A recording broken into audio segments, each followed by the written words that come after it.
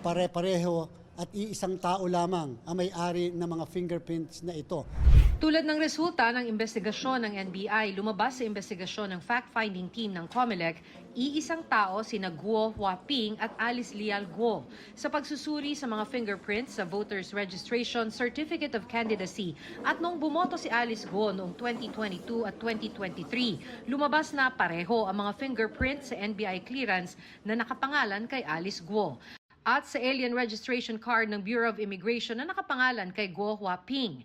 Dahil nagsinungaling umano ang alkalde, inirekomenda ng COMELEC Legal Department sa COMELEC on Bank ang paghain ng kasong misrepresentation, isang kasong kriminal dahil sa paglabag sa Omnibus Election Code. May parusa itong 1 hanggang 6 na taong pagkakakulong, perpetual disqualification from office at walang pardon, maliban na lang kung payagan ng COMELEC. Kung sakali may filing na information, kaagad yon may warrant of arrest yun, sapagkat kasong kriminal po yan. Maaring lumabas ang desisyon ng COMELEC on Bank sa susunod na linggo. Kung aprubahan, ifa-file ang reklamo sa Tarlac Regional Trial Court.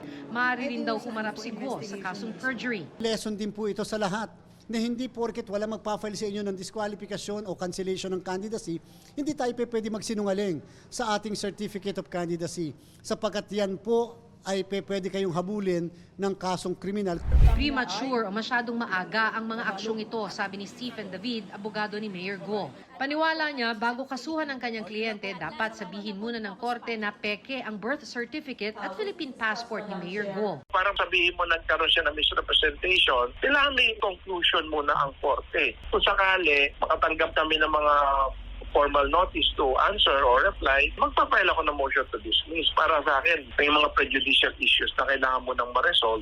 Premature din daw ang quo warranto petition na inihain ng Solicitor General na layo namang ipawalang bisa ang proklamasyon kay Guo bilang mayor. Well, pag natanggap namin yan, sa ngayon kasi wala pa kami official communication. Siyempre, magpa-file ako ng motion to dismiss. Parang premature pa rin yung kanilang filing. Ayon kay David, nasa Pilipinas si Guo. Ayaw lang umano niya sa pagdinig ng Senado dahil may mga hinaharap na siyang kaso.